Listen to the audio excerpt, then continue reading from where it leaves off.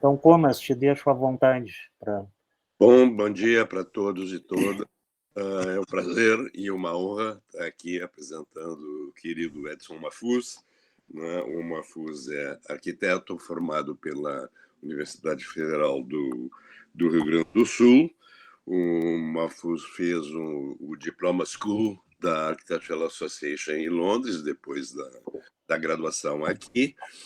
E depois, finalmente, o doutorado na University of Pennsylvania, em Filadélfia, nos Estados Unidos. A tese dele foi sobre composição e até hoje está atualíssima. O Mahfouz é professor titular da nossa Faculdade de Arquitetura e Urbanismo da URGS, e ele realizou também recentemente, em 2012, não tão recentemente assim, ele esteve fazendo um pós-doutorado na Universidade Politécnica da Catalunha, da Escola Técnica Superior de Arquitetura. 2012 e 2018. 2017 e 2018. Perdão, errado. Tá. Bom, ele leciona na graduação, e pós-graduação, é professor do PROPAR, do nosso programa de pesquisa pós-graduação em arquitetura, tem experiência prática e acadêmica na área de arquitetura e urbanismo, com ênfase em projeto e teoria da arquitetura. Paralelamente à sua atividade acadêmica, ele pratica arquitetura e urbanismo, tendo participado de vários concursos públicos nacionais de projeto. É pesquisador nível 1 do CNPq e investigador colaborador do Centro de Investigações em Arquitetura, Urbanismo e Design, o CIAUD, da Universidade de Lisboa, Portugal. Os temas de interesse acadêmico são arquitetura moderna, projeto de arquitetura e urbanismo, teoria do projeto, da construção formal, identidade formal, forma pertinente e ensino de projeto. O tema do Mahfouz hoje são infraestruturas do cotidiano, e com isso eu passo a palavra para o nosso conferencista. Obrigado, Comas. Eu fico felizado que o Comas tenha não apenas aceito, mas voluntariado para fazer essa apresentação. Comas, como o Sérgio bem sabe, é super importante na nossa vida acadêmica por ter aberto muitas portas para nós. Certamente não teríamos tido os contatos internacionais que nós temos hoje se não fosse pelas iniciativas do Comas, que criou tantos eventos de importância na faculdade e que ainda é o maior responsável pela estruturação do nosso departamento de arquitetura, mesmo tantos anos depois. Quer dizer, eu me lembro que, ao entrar na universidade, o Comas era chefe de departamento e reorganizou o departamento de uma maneira que nunca mais foi possível recuperar. Hoje a gente está numa situação um tanto quanto caótica e que faz lembrar aquele período em que o Comas organizou tudo e deu um sentido único para o curso de arquitetura da URGS. Tá? Então, só antes de começar exatamente o tema, já que o Comas mencionou a minha tese, eu mostro para vocês aqui o livro que foi publicado alguns meses atrás no Rio de Janeiro, que é uma atualização da tese com um capítulo novo, todas as ilustrações novas. Foi publicado pela Rio Books no Rio de Janeiro e está disponível no site deles, imagino, e é para estar na Amazon também, se eles conseguirem se organizar para colocar o e-book com a mesma cara do livro impresso. Bom, então vamos... Porque alguns pensam que o e-book, que o livro tem que ser aquele livro maleável que a gente vê nos Kindle, Mas um livro de arquitetura com mais de 100 ilustrações não pode ser aquilo, porque a forma dele fica a coisa mais embaraçosa do mundo. A gente tem vergonha de olhar o livro que se move e se transforma a cada página. Mostra a capa, Bafus. Aqui, ó. Não está aparecendo. Não? Ué, eu enxergo o Comas. Ó. Porque eu acho que o Comas está olhando a bolinha, não? O que eu tenho que fazer? Olhar na janelinha ali. Para mim está à direita da tela principal. Tem uma barra à direita. É. Depois eu posso botar a capa no grupo e aí todo mundo olha. Mas é engraçado. Uma sinopse. Já está ouvindo a... Agora não. Deve estar com alguma configuração de tela, Comas. Estou vendo só a tua cara, não estou vendo... Tu não vê ao fundo aqui o escritório? Ó, estou levantando de novo o livro aqui, ó.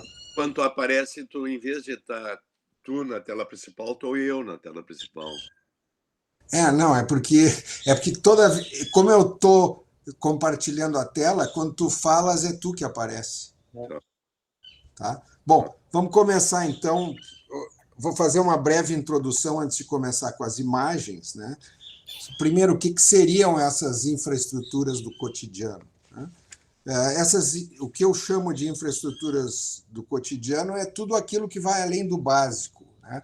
Tudo que vai além da habitação, da saúde, da educação, segurança e transporte. A experiência europeia nos mostrou, a vários de nós, que o dia a dia pode ser muito melhor se a cidade for dotada de uma infraestrutura que cobre aspectos como a cultura, o lazer, o esporte e a convivência das pessoas. E a ausência desse tipo de coisa no Brasil, a ausência do oferecimento de espaços desse tipo a partir do poder público, me levou a propor temas desse tipo nas disciplinas de projeto da universidade, tanto na graduação quanto na pós-graduação. E isso eu vou elaborar um pouco mais adiante. O nome da conferência poderia também ser Arquiteturas Clandestinas. Seria um nome curioso. Por que eu chamo arquiteturas clandestinas? Porque, e os colegas paulistas provavelmente vão se surpreender, porque nós somos proibidos de praticar a profissão pela nossa universidade. Aqueles que têm dedicação exclusiva à universidade são proibidos de praticar. Inclusive, recentemente, um colega postou a reforma do seu banheiro e foi chamado na reitoria para dar satisfação de que estaria praticando a profissão quando não podia. E isso é uma coisa absurda, porque se sabe que alguém com o título de arquiteto na mão, emitido pela Universidade Federal do Rio Grande do Sul, tem a licença para praticar a profissão. No entanto, os professores que supostamente ensinam a prática da profissão não podem praticar. Isso vale também na medicina, vale para odontologia, e mais, a maioria dos concursos, ao longo do tempo, foi passando a exigir doutorado e dedicação exclusiva, o que afasta completamente os bons praticantes da arquitetura, que têm os seus escritórios e que não têm interesse em dedicação exclusiva nem em realizar um doutorado. Então, isso me parece uma contradição incrível na nossa escola, porque eu acho impossível ensinar sem praticar. Então, sendo arquiteto e gostando muito de praticar, eu tive que inventar uma maneira de praticar. E existem maneiras não convencionais de praticar. O Comas vai lembrar um concurso em que nós fomos da banca e nós acabamos escolhendo um candidato, ou votando pela escolha de um candidato. Era um concurso para professor titular numa universidade importante do Brasil. E, no fim, entre dois candidatos, nós pendemos para o candidato que tinha prática. Não sei se te lembras disso, Comas. Uhum. E isso deu uma confusão. O candidato que não obteve o lugar reclamou e continua reclamando como que pode, não sei o quê, como é que eles têm prática e eu não. E então, Para mim é muito simples. No meu caso, a minha prática, que é constante, segue 3 linhas. Primeiro, eu faço todos os projetos que eu proponho para os meus alunos. Faço porque eu tenho interesse, porque eu gosto e porque eu acho que, se eu fizer o projeto, eu vou estar mais aparelhado para orientar os alunos por saber das dificuldades que cada um apresenta. Concursos, obviamente, se pode fazer concursos. Eu, em geral, não entrego os concursos. Eu faço até o fim, mas não entrego por questões de tempo, por questões... Inclusive, agora, ultimamente, só pode fazer concurso quem tem CNPJ e ainda tem que provar o vínculo com o CNPJ, o que dificulta muito para nós, que não temos empresa, justamente porque a universidade impede que se tenha, né? E um terceiro tipo de projeto que vocês vão ver são os contraprojetos, que são projetos que reagem a alguma situação que eu encontro pela cidade e que a minha maneira de criticar é fazendo um projeto. Então, eu vou mostrar para vocês. O que vocês vão ver hoje é diferente do que mostrou o Chico, talvez mais abrangente do que eu vou mostrar, talvez mais importante do ponto de vista da sociedade. O Álvaro mostrou uma coisa que não tem a ver com a obra dele, que é bastante importante também. Eu vou mostrar alguns projetos da minha modesta obra clandestina. Então, vou passar aqui para o Keynote. Me confirmem que vocês estão vendo. Eu estou vendo, mas é pequenininho, Mafuz. Sim. Mas aí é contigo, Comas, porque os outros estão vendo tela cheia. Aí vamos ver a configuração do Comas lá. Tá aparecendo aqui, ó, o Mafuz. Tá aparecendo aqui 9 quadrados.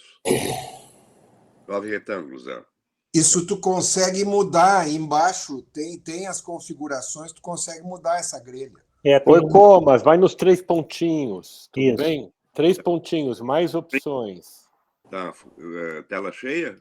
Isso, ou alterar layout, tirar os... Change layout. Tá, é o alto, acho. Isso, tem a opção alterar layout ali.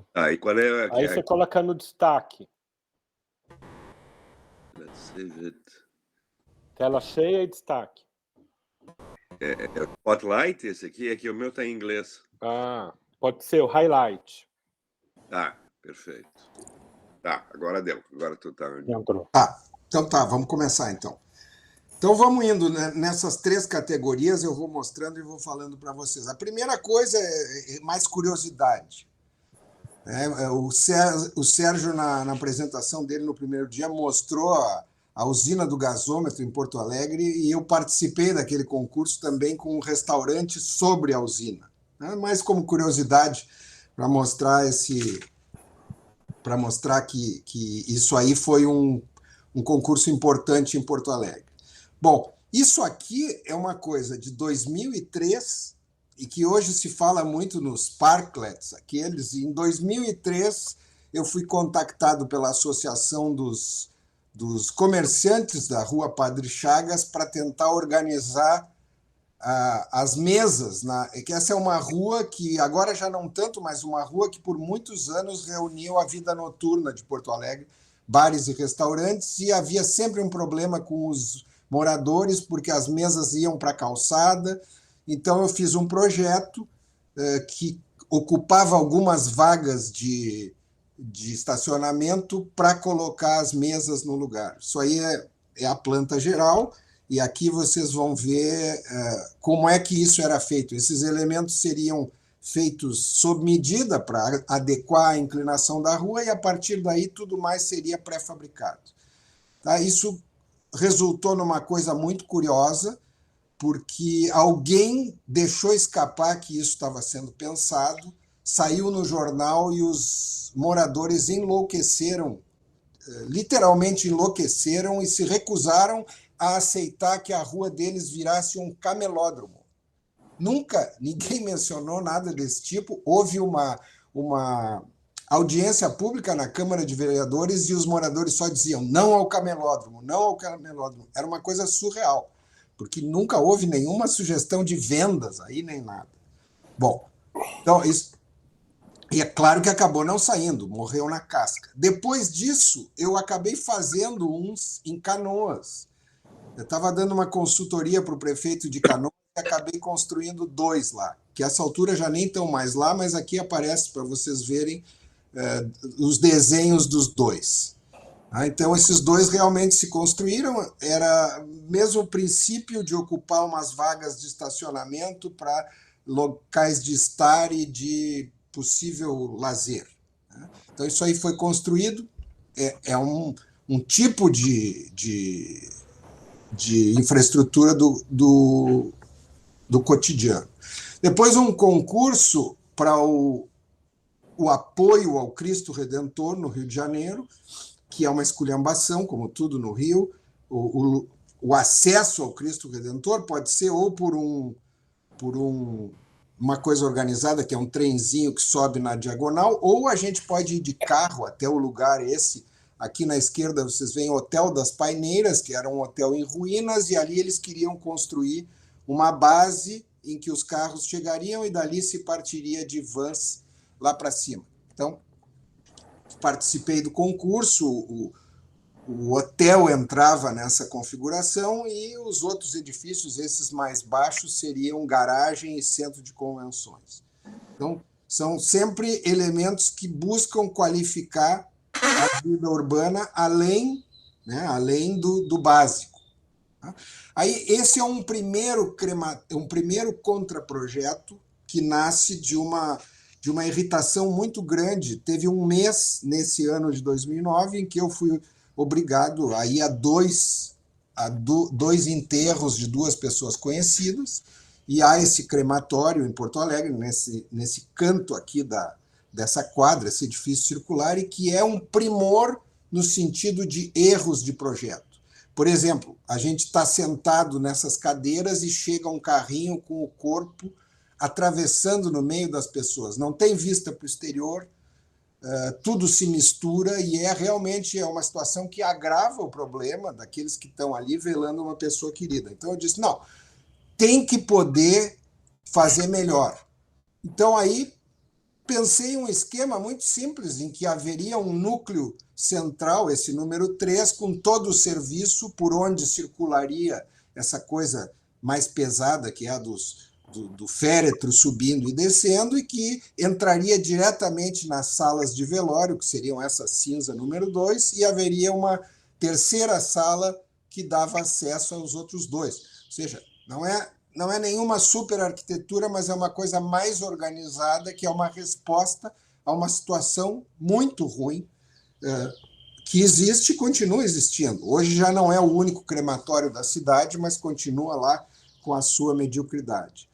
Então, aí aparece a implantação, eu fiz questão de fazer no mesmo terreno, para mostrar que isso poderia ser feito. Então, ali está escadaria, elevadores, entrada de serviço e tal, bem como eu descrevi antes. E aí aparecem 2 vistas, uma vista exterior, também a proteção solar entra, etc. Bom, aí entra um outro concurso muito curioso, um concurso organizado por umas ONGs, que era para uma situação de muita precariedade no Rio de Janeiro, no bairro de Santa Cruz, e que envolvia, o nome é esse, nome curioso, envolvia como centro do programa quadras esportivas, vestiário, áreas para educação e área comercial. Isso tudo num terreno que era um antigo campo de futebol, numa área tão pobre que precisava ter uns pontos para água potável, para as pessoas irem lá buscar água potável.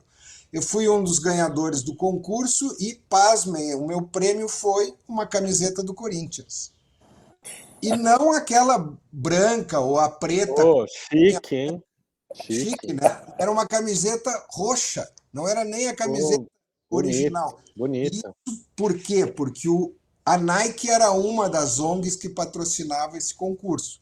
E eu me lembro de ter mencionado para o Sérgio que uma das coisas que me inspirou nesse concurso foi o sistema de construção de alguns dos prédios, se não me engano, não é a da SEASA, é lá Da Refap.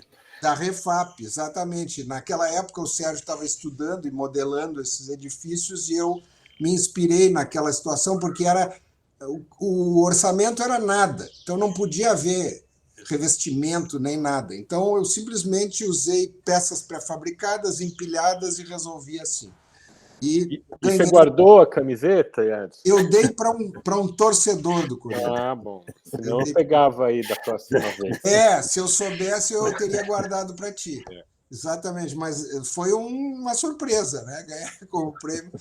Tá, aí isso aqui foi uma coisa que surgiu e foi publicada no jornal e teve como reação a típica reação da Prefeitura de Porto Alegre.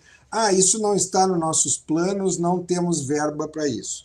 Isso parte dessa situação em que não há equipamentos públicos para esporte, nem para encontro das pessoas, nem para lazer, nem por exemplo, se perguntarmos para o Comas, ele vai ter a mesma resposta que eu. Quantas bibliotecas públicas foram construídas em Porto Alegre desde, sei lá, os anos 60? Nós não vamos lembrar de nenhuma, porque não fazem. Então, me ocorreu o seguinte, tendo o Arroio Dilúvio, que é um arroio esse que está marcado aqui pelos pontos, ele tem 10 quilômetros de extensão. Se a gente construísse uns edifícios como pontes, nós não ocuparíamos nenhuma terra privada, poderíamos construir esses centros de cidadania ao longo do riacho e eles seriam muito importantes para os bairros que vão se sucedendo ao longo do riacho. Isso era basicamente a ideia da coisa. Então, esse aqui é uma possibilidade, um centro esportivo que teria um edifício e 2 quadras. A construção seria uma coisa muito simples, umas vigas protendidas de lado a lado, com lajes pré-fabricadas em cima e algum edifício. Então, eu fiz isso para vários pontos. Claro que não encontrou com nenhuma receptividade. Isso aí é uma ideia. Né? Isso aí seria uma praça pública. No meio, o edifício nem era um edifício feito sob medida. Esse edifício era um edifício que surgiu numa oficina que nós fizemos em Curitiba. Te lembra, Sérgio? Lembro.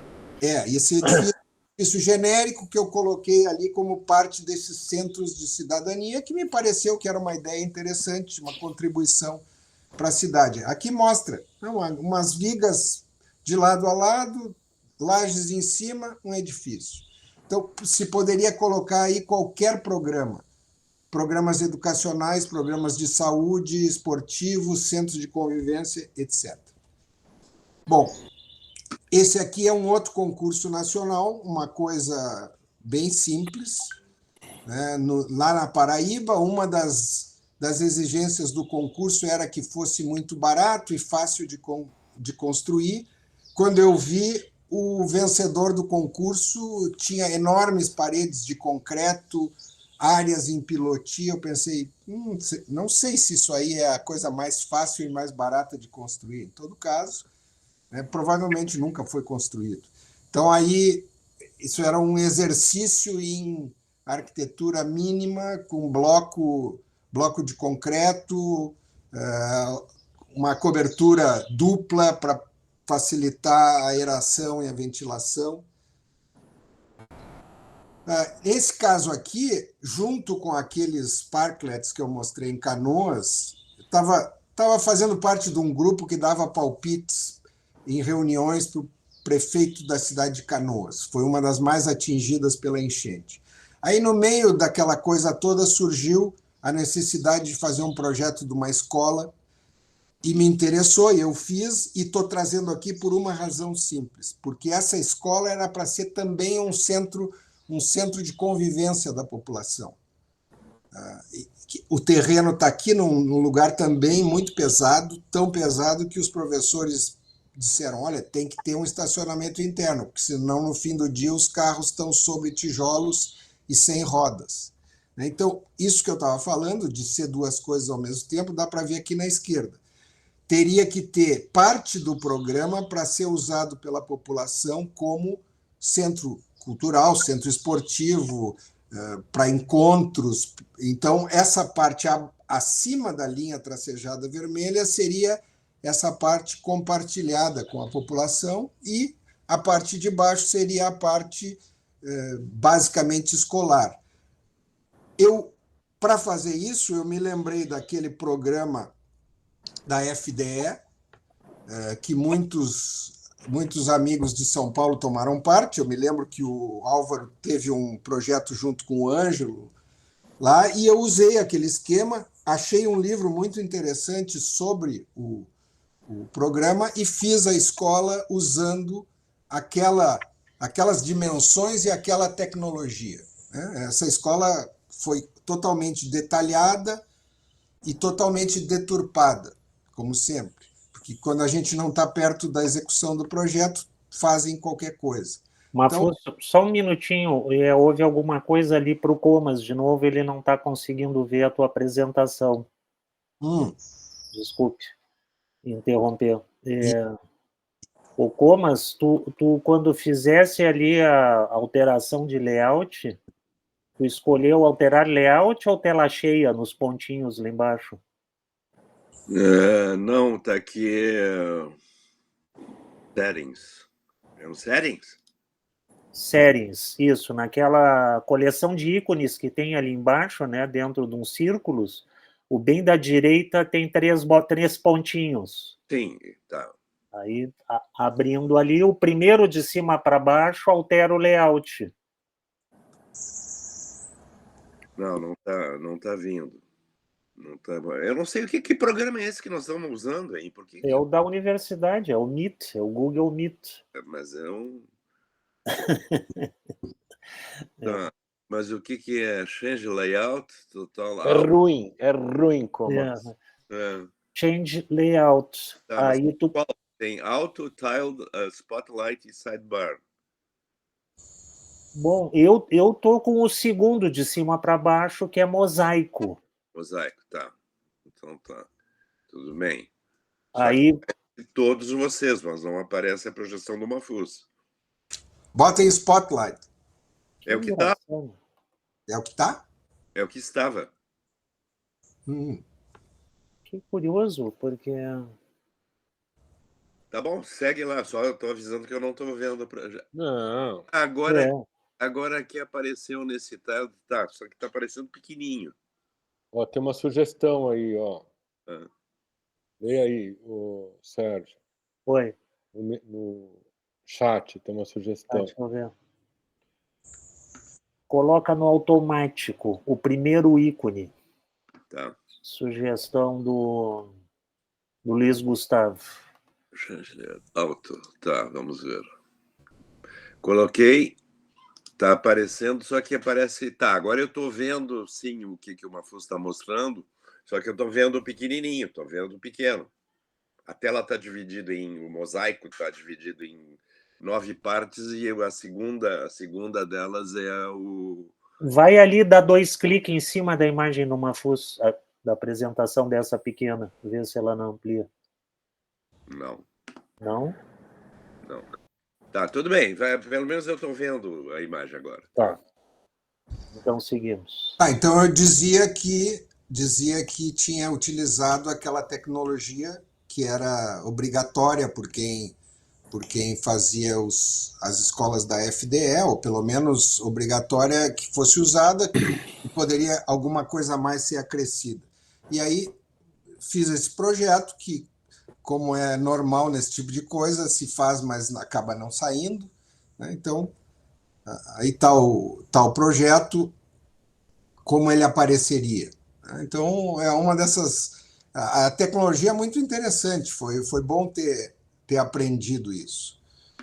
Então, seria interessante para aquela população poder ter um edifício e um espaço que poderia ser usado para mais do que a escola.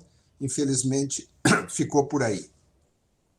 Tá, aí esse concurso foi um concurso dos muitos que a CODAB do Distrito Federal realizou, inclusive construíram alguns alguns de habitação, e nesse caso, foi um dos muitos casos em que a gente fica assim, completamente desiludido com os concursos, porque eu me lembro que uma semana antes do final do concurso, quando a maioria já tinha muito avançado, eu já estava pronto, era só enviar o concurso para eles, recebam um e-mail do organizador dizendo como o partido deles perdeu as eleições, eles estavam cancelando o concurso, porque ninguém podia garantir que ele seria construído. Quer dizer, deixa o concurso terminar, dá os prêmios, e aí a construção é outra coisa. Quer dizer, aí eles magnanimamente devolveram a taxa de inscrição. Quer dizer, como se isso resolvesse a frustração de não ter realizado o concurso. Então, era um concurso com um programa interessante, um programa que incluía biblioteca, sala de exposições, salas culturais para ensino de dança e uma parte comercial.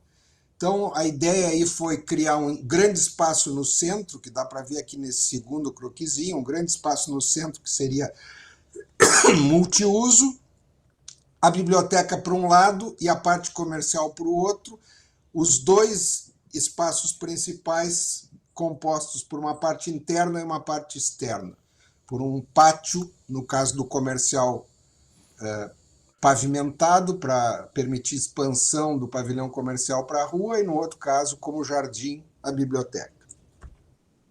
Então, aqui dá para ver, essa é uma vista do lado comercial, quer dizer, o salão e o espaço ao lado têm a mesma volumetria, um é coberto, o outro não é coberto.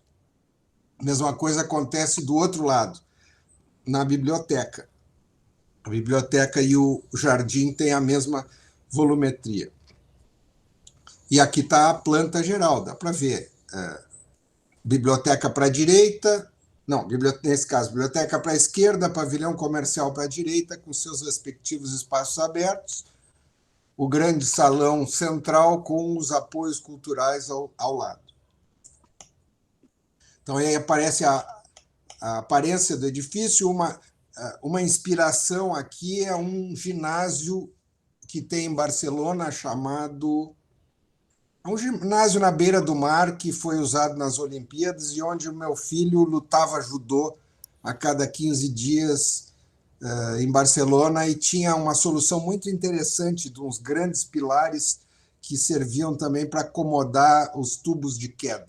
Então, eu adaptei esse detalhe para resolver a fachada de um edifício tão longo como esse. Então, esse é outro concurso que não foi a lugar nenhum, mas que serve para consigo usar isso em aula e discutir coisas com os alunos, nunca é trabalho perdido. Uma observação é que, no meu caso, se trata do caso assim, é uma banda de um homem só. Tudo que vocês veem aí, à exceção de umas imagens na escola, tudo é feito por mim. Eu projeto, modelo, renderizo, faço tudo. Foi uma coisa que muito cedo eu me dei conta, não posso depender de ninguém, eu tenho que saber fazer tudo. Bom, esse é outro contraprojeto. Nós temos aqui em Porto Alegre uma área considerável em termos de tamanho, que é o chamado Largo Zumbi dos Palmares, o que é um nome pomposo para uma área horrível. É uma área que fica tangente à zona histórica de Porto Alegre, é onde começa a área ao lado do... E vejam o que é o espaço. É um espaço horrível, é simplesmente cimento, não tem absolutamente nada. Às vezes acontecem eventos aí, então eu disse, bom, isso pode ser melhor aproveitado, né? Um pouco no espírito do crematório. E aí projetei, esse é o largo. Que vai receber amanhã os hóspedes do professor Fernando, não recebeu autorização para a entrada deles. Tá entrando alguma coisa aí. Já cancelei, foi o Álvaro Puntoni que abriu. Ele é o culpado. Vamos fazer o Álvaro passar 2 tardes aí no Largo Zumbi dos Palmares. Com o sol na cabeça. O que eu abri? Não sei, entrou uma conversa do teu microfone aí, eu te censurei. Bom, Esse terreno, depois vocês vão ver que eu usei para o ateliê da graduação. É um terreno enorme com uns edifícios de residência num canto. Então, o que eu propus foi atividades culturais. Da direita para a esquerda tem uma biblioteca, depois o edifício cinza seria um teatro e uma escola de dança, de música e dança. Número 3, uma escola de artes. O 2 seria lojas térreas encaminhando para lá, o edifício 3 é vazado, e o número 1 seria uma torre administrativa, que é um edifício adaptado de uma torre do Hélio Pinhon. Aí eu disse, eu não vou me dar o trabalho de projetar uma torre se tem uma torre que já está bem projetada. Então, aqui está o projeto. Eu sempre que faço esses projetos com terreno, eu resolvo o paisagismo também, é coisa que eu peço para os alunos em projeto 1, que o projeto é sempre o edifício e mais o seu entorno, né? Então, esse aqui é o projeto, que eu chamo de contraprojeto, porque o terreno está lá sem uso nenhum e poderia ser uma coisa de extrema utilidade para a população desses bairros aí, mas que a cidade não vê desse jeito.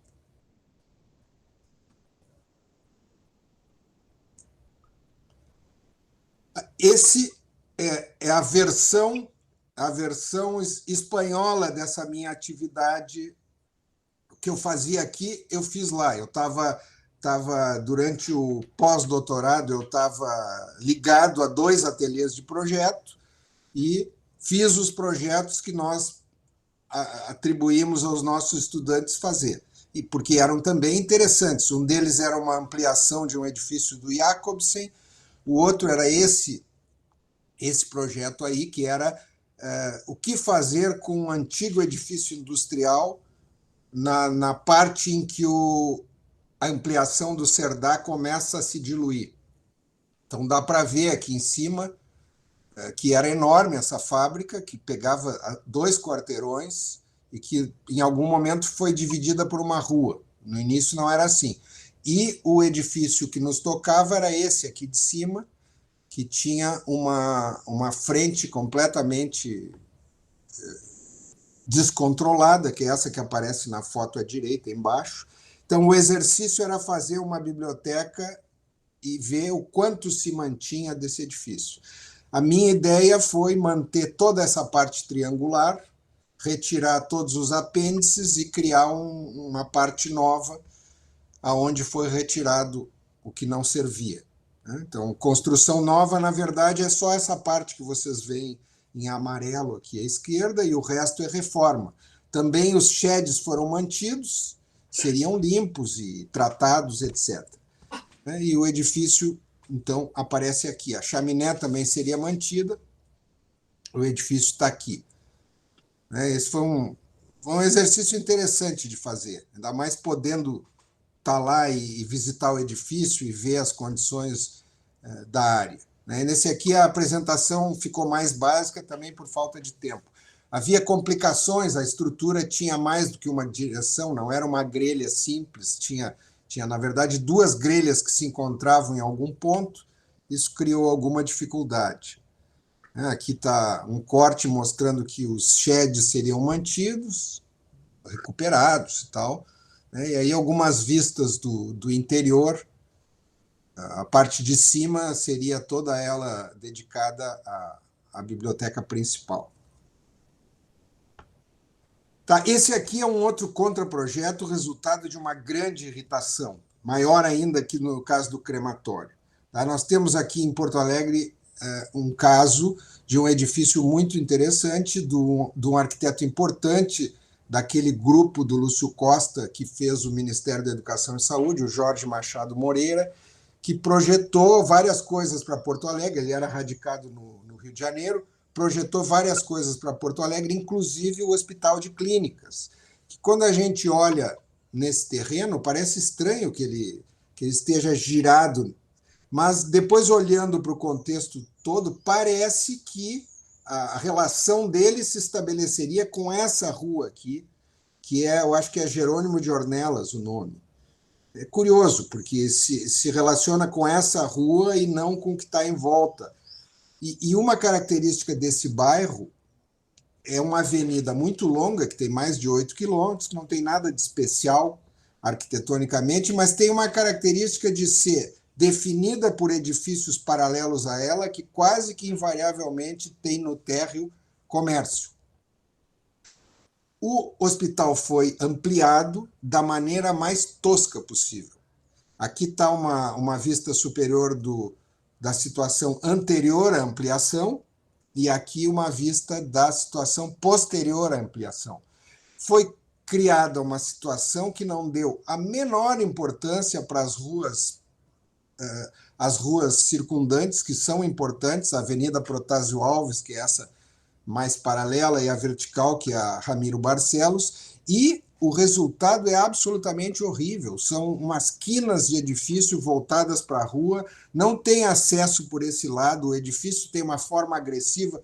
E eu passo por aí, no mínimo 3 vezes por semana, quando eu vou para a universidade. E me irrita profundamente essa falta de sensibilidade de lidar com o entorno. De novo, eu pensei, pode ser feito melhor que isso. E fiz um projeto esquemático que, me parece, funciona melhor.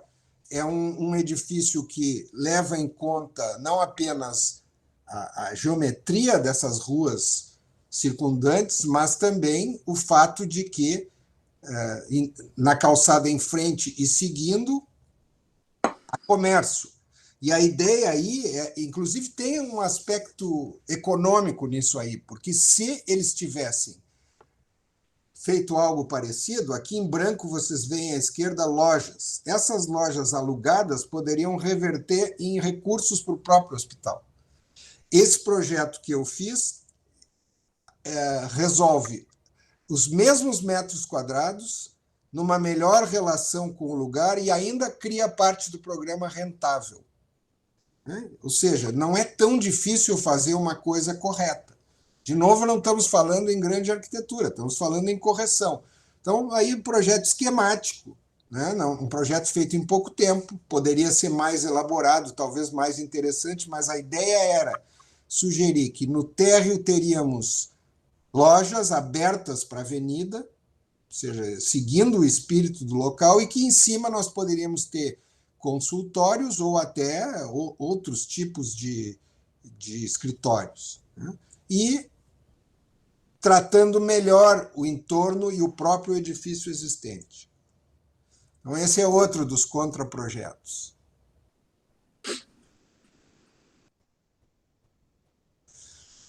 Bom, aí vem um outro concurso nacional que eu achei interessante, porque eu vou muito ao Rio por questões de família, e pouco tempo antes eu tinha feito a visita ao Museu Marítimo, eu já fui lá umas 3 vezes.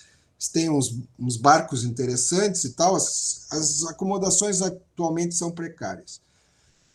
E eu sei que o Álvaro fez, e esse é o terreno, o que está em cor é o que eles deram como terreno do concurso, que é essa forma em U com uma perna magrinha e alongada.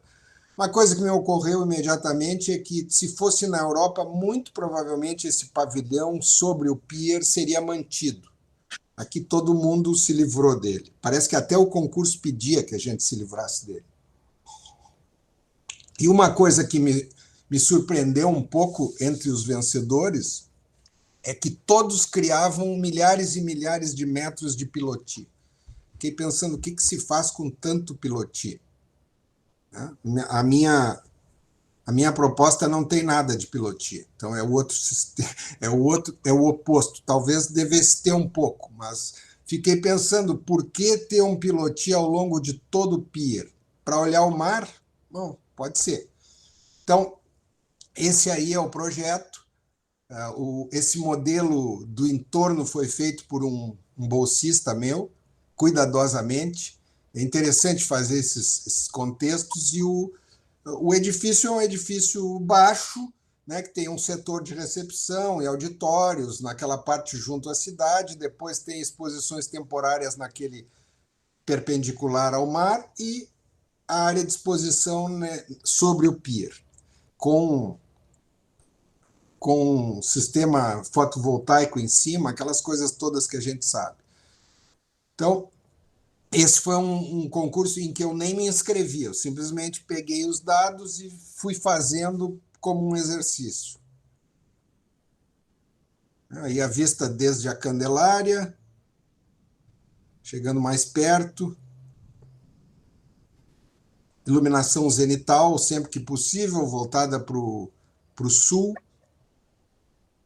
Esse edifício à direita, esse branco, é a Capitania dos Portos. Uma vista desde o mar.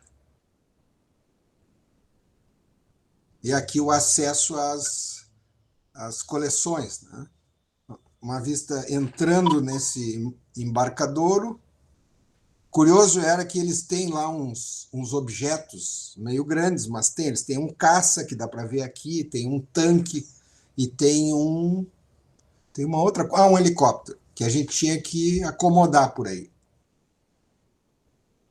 Então, uma coisa que eu tentei fazer foi um percurso que não fosse linear, com espaços vazios que dessem espaço para colocar grandes elementos, né? Barcos com vela e tudo mais, que era um pouco o programa deles.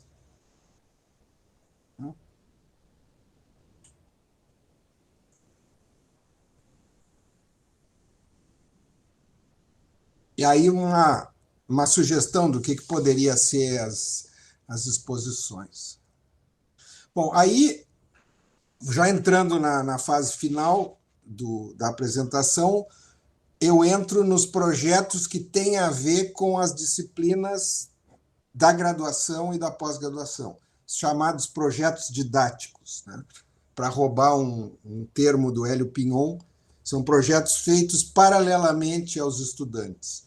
E o tema que eu tenho utilizado, porque ele é muito flexível, é o tema de um centro comunitário.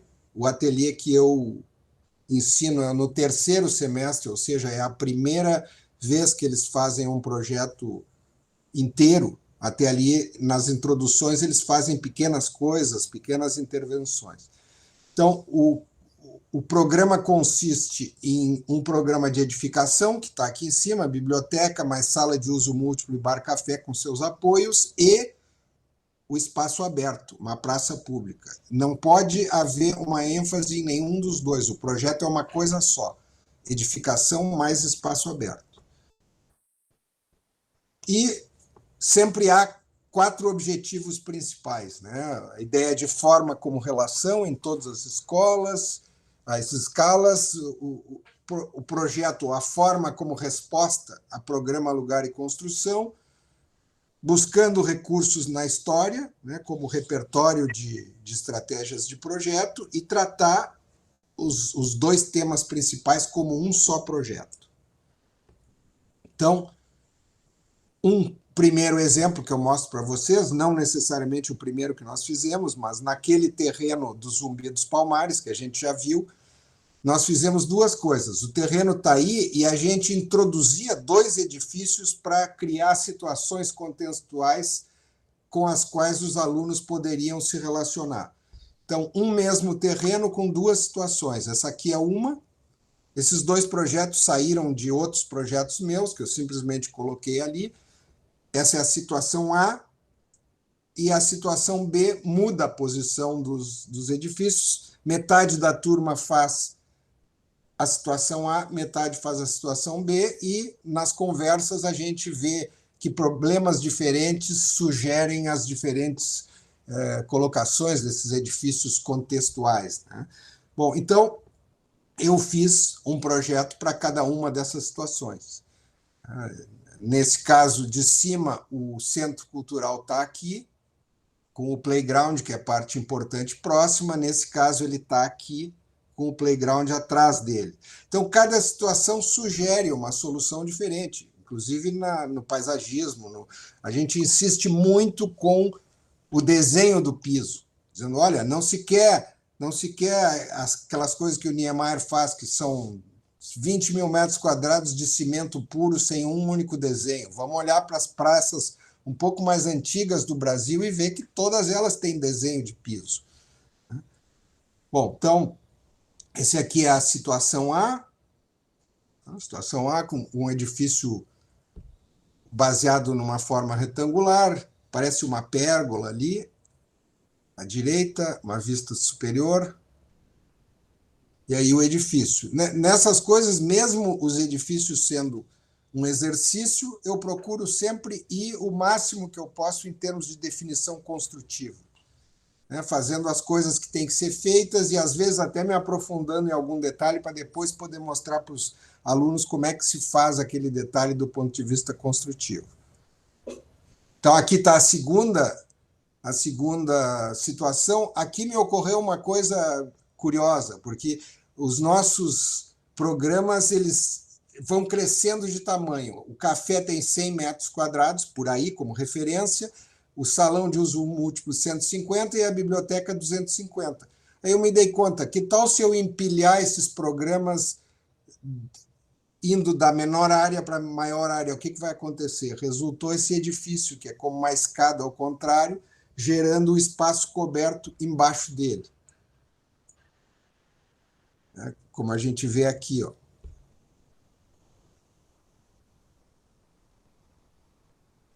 Então, tudo isso depois é mostrado para os estudantes também, que ficam muito impressionados, que o professor também faz a mesma coisa que eles, e pelo que eu percebo dos meus alunos, eles gostam, que o professor também está tentando. E muitas vezes encontra os mesmos problemas e, às vezes, tem os mesmos defeitos. Não quer dizer que o professor faz é uma coisa genial.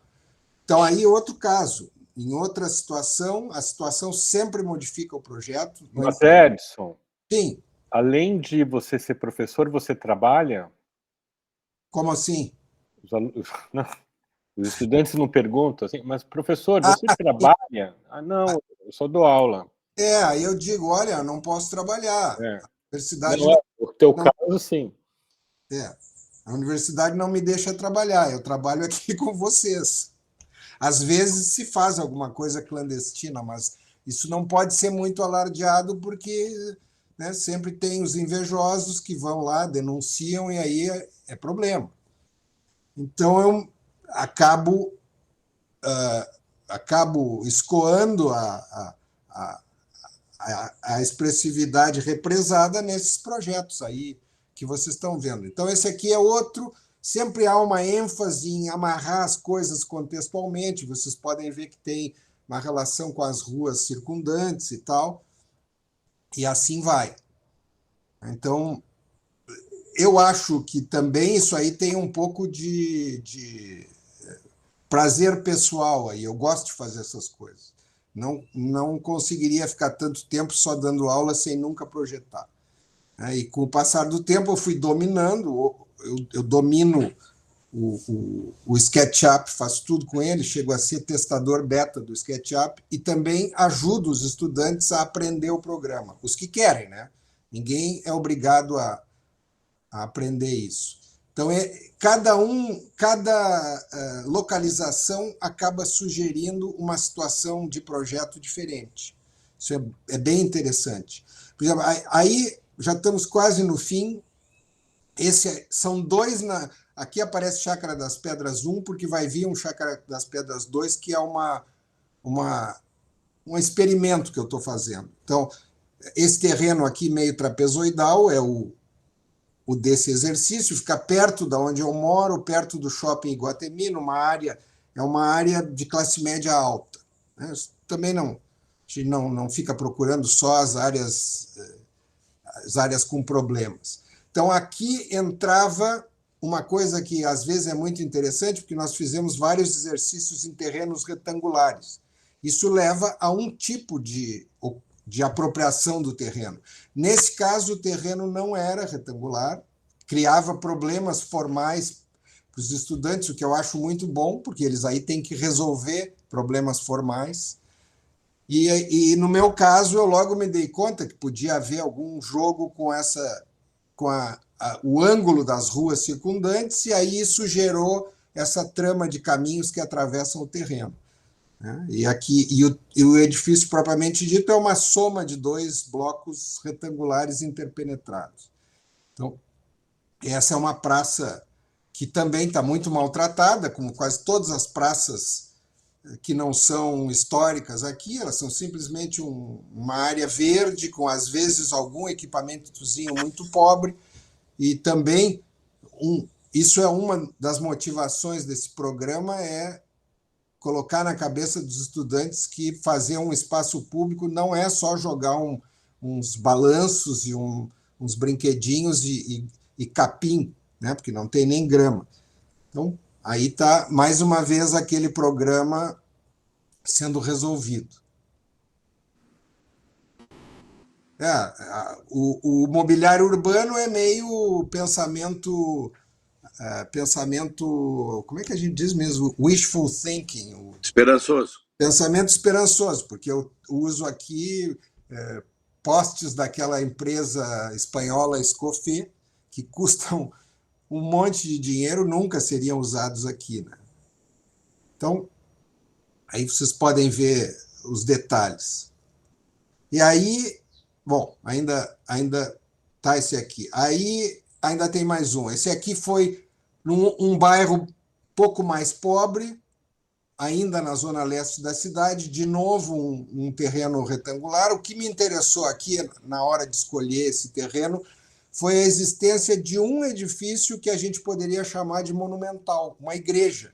Normalmente, essas áreas verdes nos bairros periféricos de Porto Alegre são apenas uma área verde, no meio das quadras indistintas. Nesse caso, havia um objeto que poderia ser motivo para estabelecer uma relação no espaço aberto com a igreja. E aconteceu em muitos casos, né? No meu caso é meio óbvio, alinhei com a igreja e esse alinhamento gerou um pouco a geometria do que aconteceu em volta. Eu mostro para eles, no início do projeto, uma série de croquis de possibilidades, inclusive possibilidades mais soltas, com grandes curvas, círculos e tal, para tentar abrir as possibilidades do trabalho deles. Esse aqui é um quadrado, famoso quadrado de 9 quadrados, que serve para muita coisa, e eu tento fazer exercícios menores sobre isso, mas essa história de a cada semestre mudar a turma é muito complicado, porque a cada 4 meses a gente tem uma turma do zero, tem que começar tudo de novo. O ideal seria ou anual, mudança de turmas anuais, ou a gente se mover com a turma para o próximo semestre para manter uma continuidade de ensino. Não acontece. Se tentou, mas não acontece. Então, e aí, esse é o último trabalho que eu vou mostrar, é outro centro comunitário.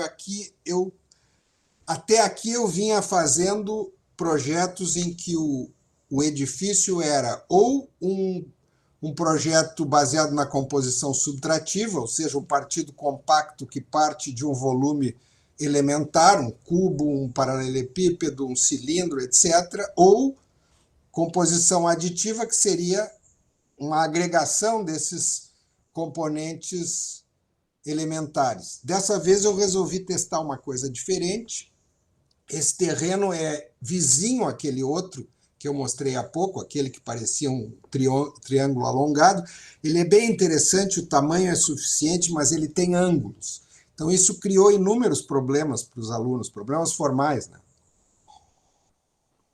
E ele é uma espécie de centrinho ali, tem umas padarias, tem um lugar de hambúrguer, não tão bom quanto aquele hambúrguer que o Sérgio fez propaganda o outro dia, tem até um posto policial, que é esse projeto que a gente vê aqui assim, aqui à direita. Então, eu pensei o seguinte, aqui a gente vê o raciocínio. Eu pensei, o que aconteceria se eu pegasse a forma do terreno e desse um offset na forma do terreno e essa forma reduzida fosse o envelope exterior do meu edifício? O que aconteceria aí? E aí coloquei dentro dessa forma o programa. E funcionou e eu me diverti bastante. No primeiro momento, eu desloquei essa forma resultante do offset para o lado de cá, para o lado da direita, não ficou bem, porque senão o edifício quase que daria as costas para o resto da praça. Aí, colocando no outro canto, funcionou, pelo menos do meu ponto de vista. Então, aí está o projeto resolvido, sempre há um pedaço de espaço pavimentado que a gente chama de praça cívica, e aí as outras atividades vão se acomodando, como playground, às vezes tem um cachorródromo, às vezes tem uma academia dessas de ginástica ao ar livre, pérgolas, etc. Então, desenvolvi isso. E outra coisa que eu queria explorar e que não tinha explorado em nenhum dos projetos anteriores era uma cobertura inclinada. Como é que pode se fazer uma cobertura inclinada que não fique tipo a casinha, aquela típica que as crianças desenham, né? 2 águas, um triangulinho, etc, etc. Bom, e aí fiz isso. O edifício tem a biblioteca no pavimento, em 2 pavimentos, o café abrindo diretamente para a praça e para o playground, e o salão de uso múltiplo abrindo para a rua lateral, que fica a sul. E as árvores do terreno são mantidas, algumas são acrescentadas, e principalmente umas que servem para proteger o edifício do sol que vem do oeste. Então, aqui está a planta. Ó. Uma coisa que eu achei interessante desse experimento que eu fiz é que, sendo uma forma que não é resultante da agregação de retângulos, digamos, ou de quadrados, surgem situações para, entre a solução do programa e a forma externa, criar espaços exteriores. Como, por exemplo, o pórtico de entrada é uma subtração dessas, a área externa do café é uma subtração dessas, e na biblioteca há 2 subtrações que servem também para proteger do sol. Isso foi uma descoberta interessante, coisa que eu não tinha feito ainda. Então, aqui aparece o pavimento superior do café e da biblioteca. Corte com clarabóias voltadas para o sul, que mostram a iluminação da biblioteca. E aí começam algumas vistas gerais. Essa é uma vista vindo do norte. Aqui uma vista vindo do sul. E dando a volta no conjunto. Surgiu uma situação em que, se eu continuasse a inclinação do terreno, eu acabaria mais baixo que a altura de uma porta, e aí eu inverti a inclinação e surgiu esse elemento de canto aqui que ilumina a sala de uso múltiplo. Está aí a sala de uso múltiplo.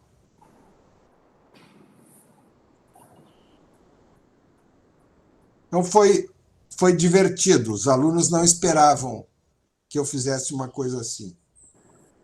De novo, mobiliário urbano da Escofê, que jamais chegariam aqui, mas não é problema.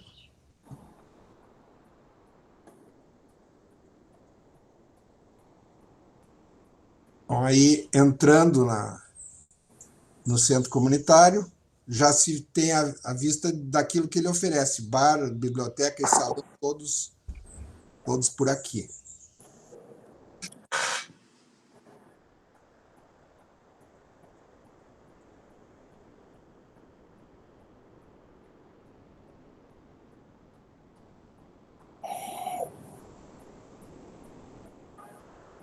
E esse é o pavimento superior com as clarabóias.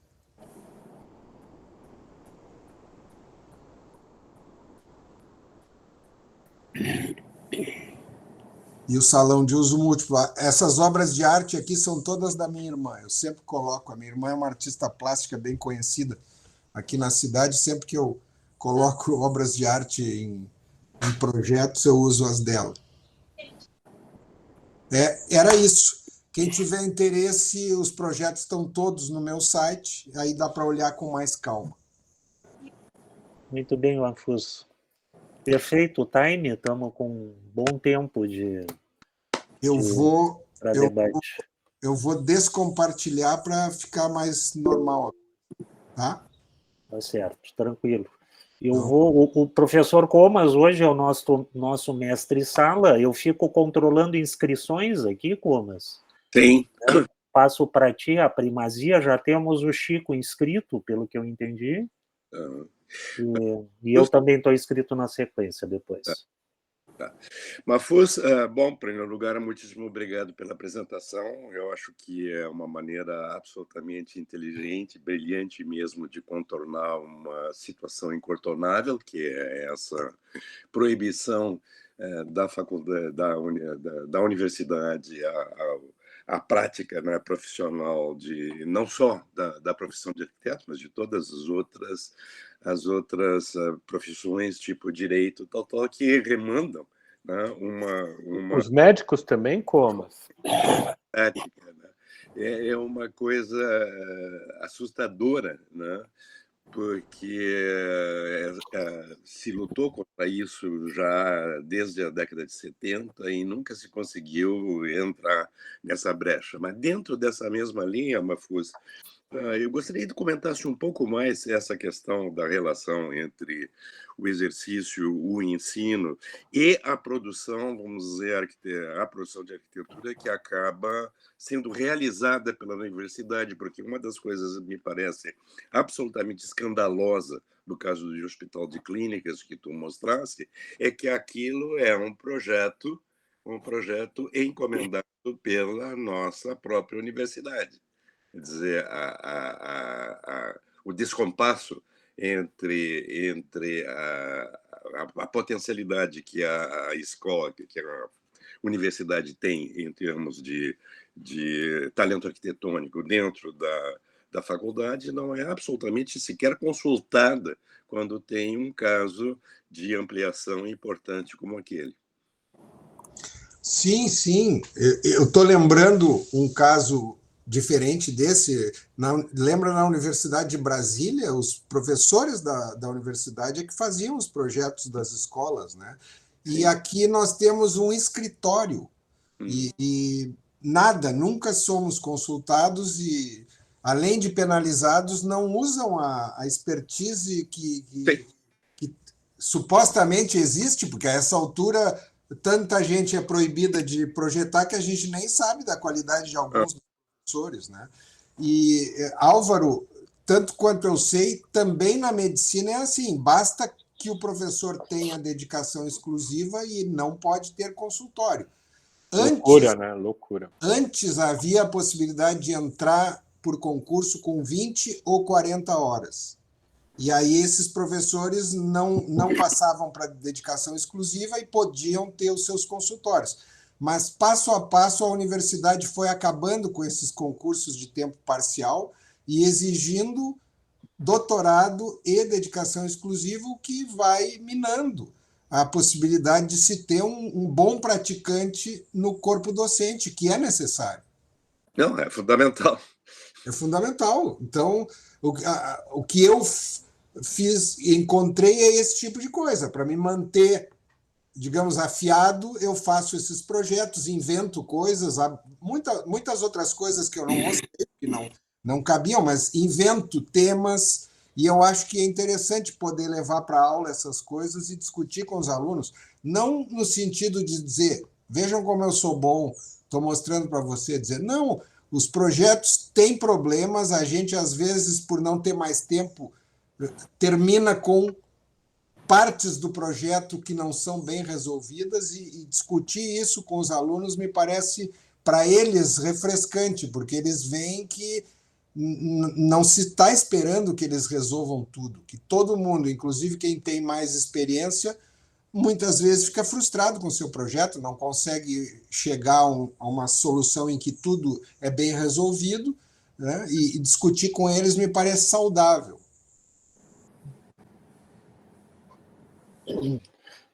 Muito bem, Mafuz. O Chico tinha se inscrito ali. Quer mais na sequência? Tá. Pode outros falarem, Sérgio. Estou fazendo umas anotações aqui. Tá bom. Não sei se alguém quer se inscrever, senão eu tenho também uma contribuição a fazer. Dale. Bom, não, eu fico muito, sempre fico muito assim, contente, né, fico motivado quando vejo essas exposições do Mahfouz, né, em relação à questão do projeto como investigação, o projeto como reflexão, né, como ferramenta de exame de determinadas questões, mas nesse momento é importante ressaltar que isso, de certa maneira, é a ideia central desse evento, né, que a gente está criando juntos aí com a organização do Comas, do Mahfouz, a professora Silvia Leão, o professor Daniel Pita, que está aqui participando também, né, que fazem a organização e que propuseram esse evento que se chama Primeiro Seminário do Comomo Projeto, né, onde a apresentação e as ponências não serão de textos, como tradicionalmente se faz, e sim de propostas projetuais, né, que tenham essa carga que o Mahfouz explicitou muito bem, né, de um caráter reflexivo, investigativo ou crítico, né, em relação a uma determinada situação. Evidentemente, no nosso evento, né, deverão ser envolvidos casos onde estejam presentes edifícios e ou espaços urbanos modernos, né, porque a filiação com o Docomomo é determinante, né, aqui na nossa disciplina, que faz a ponte, nós não temos essa restrição, no evento sim. Né? Mas, Mahfouz, eu, assim, dentro desse quadro que eu vejo essas três questões muito importantes, né, o projeto como reflexão, como indagação, como crítica, né, de determinadas situações que a gente convive, né, ou que poderiam existir, o projeto como uma resposta a um problema, né, esses contraprojetos que tu citas, né, e no fim eu vejo, assim, ao longo dos comentários que tu faz, o projeto como uma reflexão contigo mesmo, né, vi tu fazer várias observações e questões que tu descobriu e que tu incorporou, né, como movimento pessoal, intelectual, etc., a partir do projeto, e não a partir, né, das ferramentas clássicas da pesquisa e da reflexão. Né? Mas dentro desse quadro, o primeiro item, que é o que eu queria só deixar aí, que tu passou muito rápido, que foi a questão dos parklets. Ah, né? sim. Lá foi aquela proposta que tu fizesse aqui para Padre Chagas, né?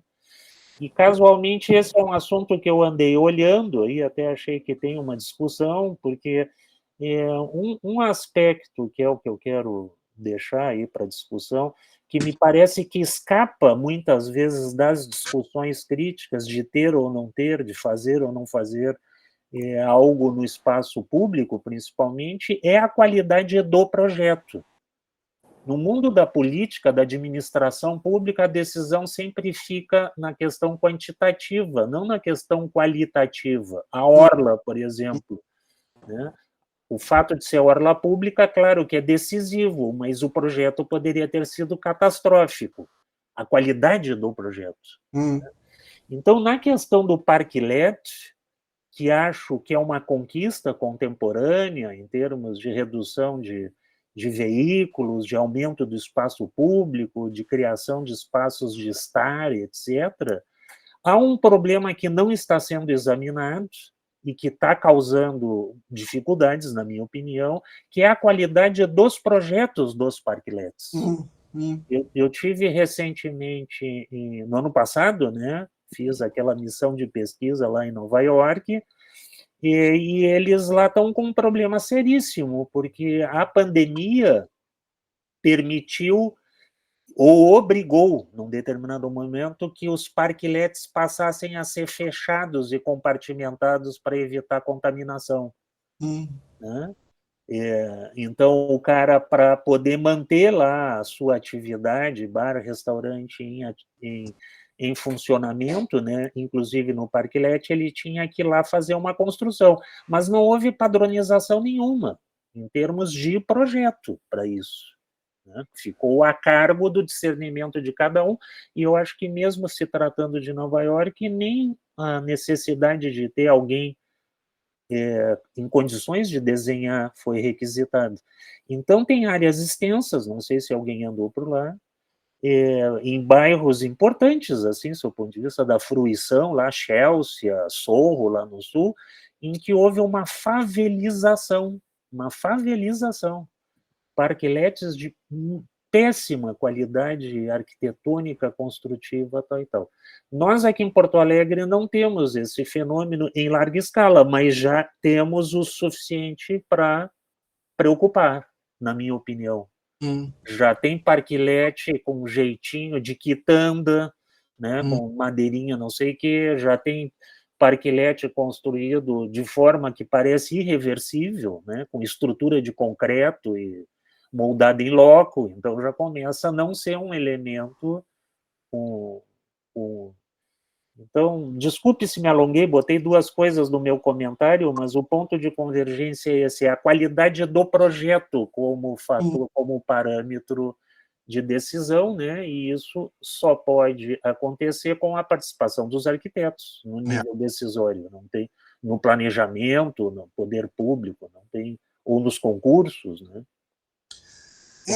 Quando eu fiz o primeiro, nem se falava no termo parklet. Eu vi em algum lugar, em alguma bibliografia europeia, ou principalmente americana, essa coisa de trocar uma vaga ou duas de estacionamento por um lugar para mesas. Sim. E aí desenvolvi. Né? E aí não deu certo, por causa daquela maluquice primeiro dos moradores, né? Que não entenderam. Aquilo ali era a típica síndrome do marido traído. Como eles não foram informados antes da publicidade, eles se sentiram traídos e disseram, bom, agora não acontece mais nada, não nos deram atenção, não acontece mais nada. Anos depois, houve uma nova tentativa, mas aí os próprios comerciantes começaram a falar em soluções mais arrojadas. Sim. E aí eu perguntei, o que seria uma solução mais arrojada para um parklet? Ninguém conseguiu me dizer e a história morreu por ali. Já no exemplo de Canoas, eles já falavam nisso e tal, já queriam fazer e acabaram fazendo. Deu certo, mas eu não passo lá há muito tempo, eu imagino que está tudo destruído, se é que ainda está lá, porque nessa época de polarização, o próximo que entra vai dizer, foi fulano que fez, vamos derrubar. Não vamos ter, né?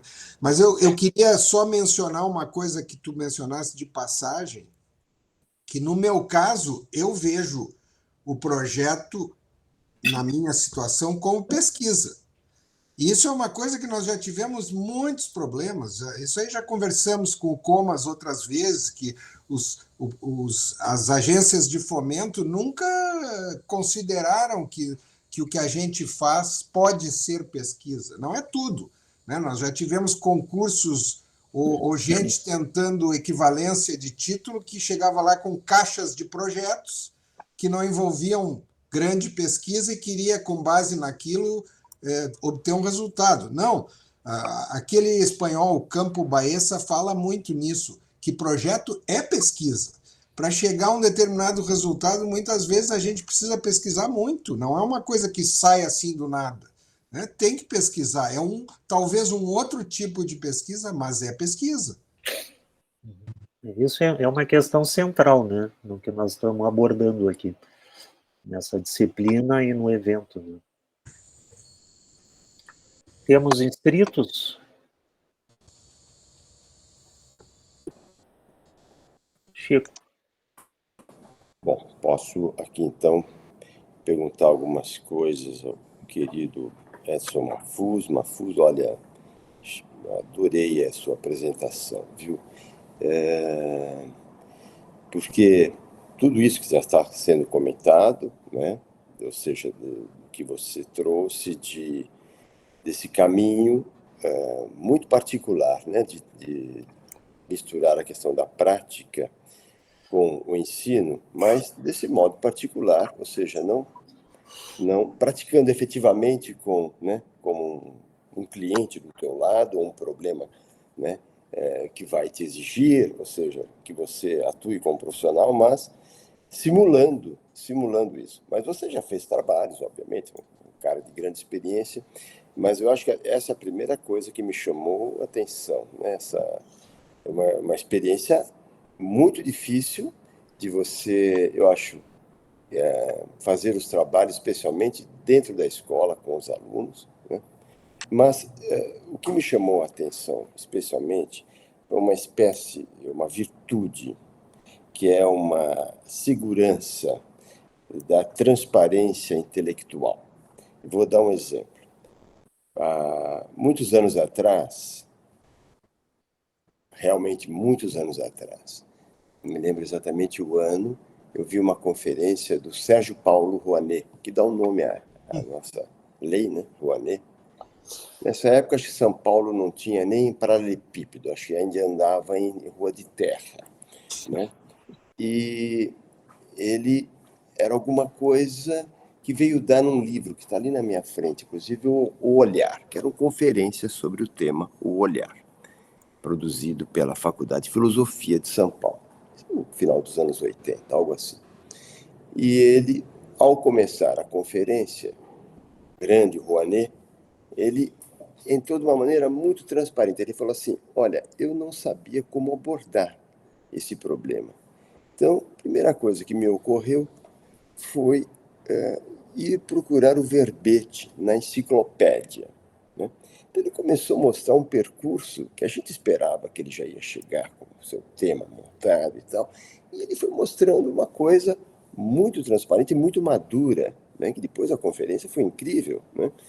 Mas esse processo de construção de um problema, eu acho que então, a primeira coisa que me chamou a atenção foi esse teu processo de construção de cada um dos problemas. E quando você faz isso, obviamente, no concurso público, você mostrou vários concursos que você entrou fazendo, concursos de fato profissionais que você, obviamente, fez aí o seu trabalho, né? Entendeu? Aí você se explicava, mas especialmente quando você vai enfrentar o projeto acadêmico, né? Então, ou seja, essa transparência, essa é uma maturidade intelectual, que não é fácil você assumir isso, especialmente na posição de um professor. O professor sempre está chegando num estágio distinto daqueles que estão fazendo, né? E a sua palavra, quer queira, quer não, com todas as nossas dúvidas, né? Nós estamos dando uma palavra definitiva em cima daquilo. Mas quando você inverte isso, você faz uma coisa muito difícil, que só uma grande maturidade intelectual, segurança, é possível de fazer. Você enfrentar o problema junto com ele, né? Porque isso não iguala os dois, obviamente não iguala, mas eu acho que surpreende o próprio aluno, né? Então, me lembrei desse caso do Rouanet, porque aquela transparência amplificou o resultado da conferência dele, porque ele começou de um problema tão, né, descobrir o que o Rousseau falava daquilo, né? Ele falava da enciclopédia, né? E para poder construir o seu raciocínio. Então, essa é a primeira colocação que eu faria, né, desse seu processo, né? Depois, ela deriva a outras coisas. Por exemplo, quando você vai, obviamente, produzir como um autor único, né, aprendendo softwares, desenvolvendo. Bom, você viu uma imagem ali que pensei, inclusive, em contratá-lo para fazer um trabalho aqui, que a gente não está conseguindo algo do mesmo nível, sabe? E olha, eu falei, pô, eu tenho que criar vergonha e melhorar os meus conhecimentos disso, porque depois dessa daí, não é mesmo? Isso é uma coisa incrível também, ou seja, o domínio do processo, né? Porque você imagina, nós começamos a trabalhar naquele papel, escrevendo a lápis, as coisas rapidamente atropelaram a nossa geração, e porque isso muda, inclusive, os processos de concepção, a gente sabe, né? Ou seja, tudo isso está envolvido. Então, o que você mostra também, pouco ligado àquele comentário anterior, também é uma necessidade de entender o projeto, ou projetar, ou fazer arquitetura, como um processo dinâmico, que ele tem que estar olhando os novos problemas, entendeu? Mas também olhando os novos processos de como enfrentar esses problemas, né? A gente fica falando hoje muito da questão ambiental, que sempre existiu, há 30 anos atrás, elas estavam ali. Hoje, talvez ela venha trazer outros paradigmas do projeto que não traziam, talvez, há 40 anos, mas os problemas estavam. Então, assim como a gente vai construindo novas coisas, a gente também, especialmente dentro da universidade, não é mesmo? Para o professor estar ali update em cima da transmissão, né? Do conhecimento, da troca. Então, eu diria que essa outra coisa que me chamou a atenção, enfim, juntando com a primeira da transparência. E, no final, eu acho o resultado mesmo, né? Aqui não vai dar tempo de falar, mas tem vários trabalhos que eu gostaria mesmo de comentar. Eu vi várias coisas muito interessantes como ideia e, claro, você sempre teve, desde a sua formação, a gente conhece você há tanto tempo, né? Essa questão da forma, da composição, que já vem do seu doutorado, mas você foi trazendo, eu acho, uma atualização desse problema, porque ele é um problema que, às vezes, ele vai saindo um pouco, não é, da berlinda do debate, não é mesmo? E para outras coisas acontecerem. Mas quando você vem mostrar que essas coisas são pertinentes e elas vão se mantendo como uma atualidade no raciocínio, mesmo que outras questões entrem no processo de projeto, tem coisas que elas, de fato, são identificáveis nos raciocínios, né? Então, os seus projetos que você mostra, esses últimos bonitos, da adição, da subtração, ou seja, claro, a gente olha aquilo, isso é arquitetura, esse é o projeto. Então, você tem, ou então, trabalhar o chão, que era muito claro, tem uns projetos que falam assim, olha, tem que desenhar o chão. Niemeyer fez uma coisa. O Sennett, por exemplo, né, o livro do Sennett, o primeiro que a gente lia lá, ele tinha 30 anos, está na minha frente, acho que O Declínio do Homem Público, está ali na frente, né? No final, ele já fazia uma crítica a esses espaços modernos, né? Ou seja, que às vezes precisavam de um caráter, né? Uma crítica que ele fez no livro dele, acho que não lembro de quando que é o livro dele, acho que dos anos 70, talvez, né? Alguma coisa assim. Mas ele estava falando, eu acho, que de La Défense, que era uma coisa assim, mas que, obviamente, a questão do Niemeyer também é visível, e você vem trazer isso como um problema de projeto também, a ideia do chão. Então, tem várias escalas que você vai abordando. Então, o trabalho também tem... a gente pode discutir também, se quisermos, os projetos que foram feitos de um ponto de vista profissional, ou seja, como a gente vai enfrentar. Então, eu não tenho uma pergunta especificamente, mas eu entendi, então, essa tua participação, juntando, acho que, vários pontos, fios desencapados desse nosso grupo de pesquisa, do que a gente vem discutindo, né, com o projeto, né, que a gente está na escola, está na produção, muitos de nós estamos fazendo tudo isso juntos, não é mesmo? E aqui em São Paulo, talvez por um regime de alguns de nós, a gente consegue praticar profissionalmente e estar na escola, mas né, é uma circunstância de alguns professores, não é mesmo? No Rio, eu acho que tem o Aníbal só, eu tenho a impressão, mas na USP tem um pouquinho mais de professores, ou que são as escolas privadas podem fazer isso com mais facilidade. Fora isso, é muito difícil. Então, era um pouco fechando esses 4 comentários aí, né? Que é a forma que eu me entendi. Eu acho que a tua experiência traz, né, uma forma de amarrar muito o que a gente vem discutindo. Esse curso que o Sérgio está propondo aqui, no fundo, é mais um do que a gente vem meio que em grupo discutindo dessa possibilidade. E você ficou com um certo exemplo ali, surpreendente para mim.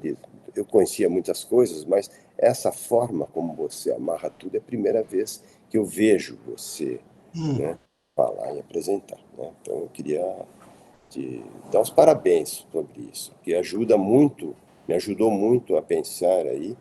E eu vou pedir para a Mayra aí me dar uns toques melhores aí no SketchUp, viu? Eu agradeço as tuas palavras e essa história do desenho, desde muito cedo eu me dei conta, bom, eu não vou ter um escritório, não vou ter funcionários, mas ao mesmo tempo eu quero produzir certas coisas. Então eu preciso aprender essas certas coisas. Eu me lembro que quando eu fiz pela primeira vez o meu site, foi um aluno meu que fez o site, ainda naquela época de digitar toda e qualquer coisa, que é uma cor azul, tem um código para cor azul, muito mais complicado do que agora. 6 meses depois, o bolsista foi para a Alemanha e eu fiquei sem pai nem mãe. Tá, e agora, quem é que mexe no site? Então eu disse, não, eu tenho que aprender a fazer o site. E assim foi indo com tudo, né? Em relação ao desenho, o primeiro software que eu usei, quem me apresentou foi o Comas. O Comas foi o nosso precursor do uso da Apple para arquitetura em Porto Alegre. Eu acho que fui o segundo junto com ele. Nós não conseguíamos nem imprimir coisas. Aí uma vez o Comas voltou com um adaptador que permitia juntar uma impressora que não era Apple e tal, e a coisa foi indo. E aí ele me mostrou um software que se chamava Minicad.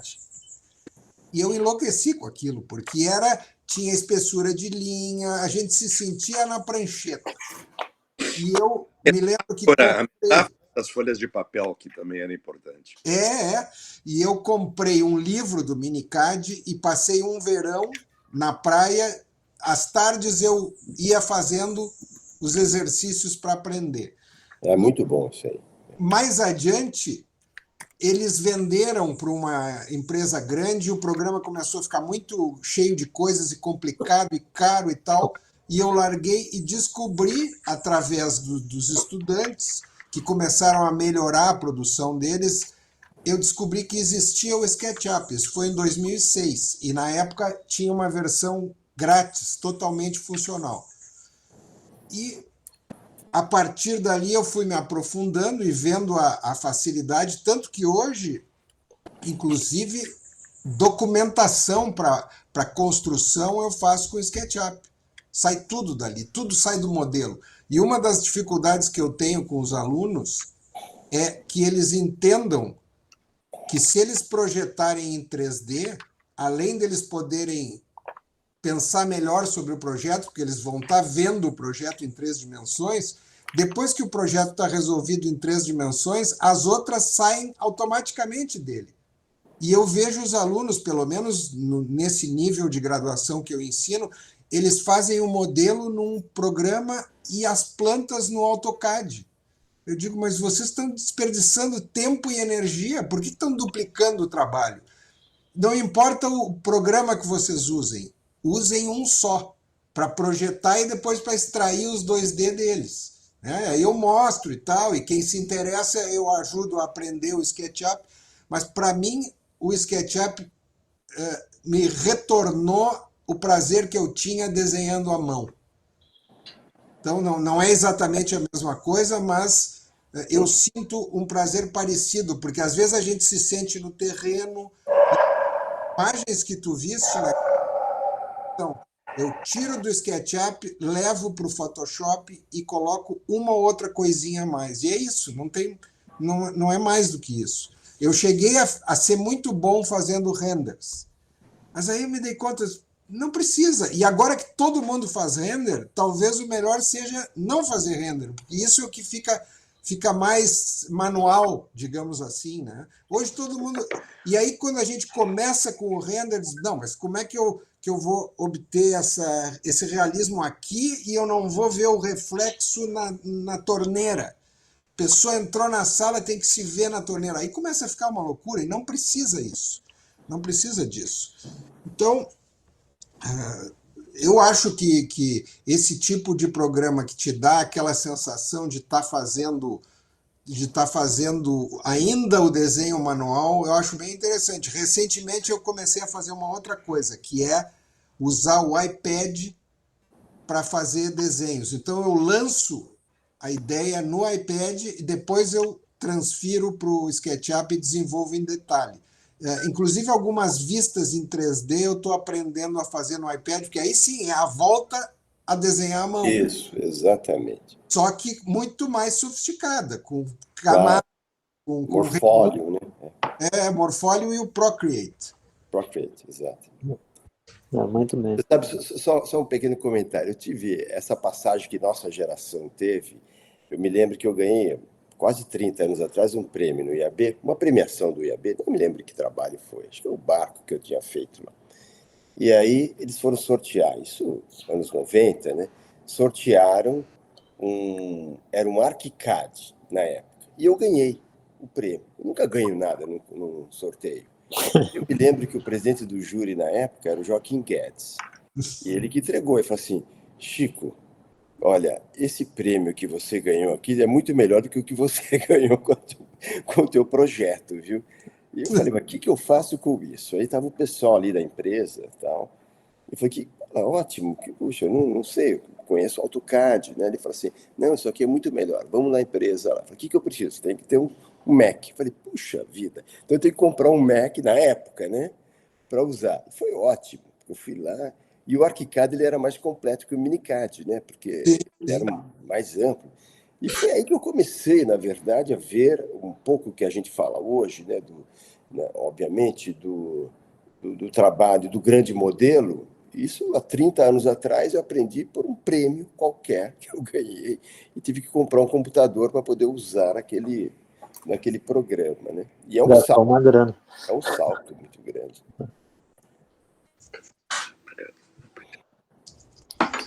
Bom, gente, como é que estamos de inscrições? Eu acho que era bom, colegas, nós deixar pelo menos 1 hora livre para a gente concluir. Hoje nós temos previsto assessoramento, né? Não precisamos repassar com todos os estudantes, aqueles que quiserem, né? O Mafuz já me anunciou que tem um compromisso, agora no final da manhã não fica. Então, se ninguém tem mais nada a comentar, eu devolvo a palavra para o professor Comas fazer a conclusão protocolar dessa etapa, e aí fazemos um intervalinho e voltamos para as aulas. Aqueles que não estão fazendo a disciplina, se quiserem permanecer, não tem problema nenhum, ficam convidados. Professor Comas. Bom, queria agradecer ao Mafuz a provocativa palestra que ele nos ofereceu, né, que ensejou realmente algumas observações instigantes e, bom, dou por encerrada a sessão. Não sou e agradeço a todos pela presença.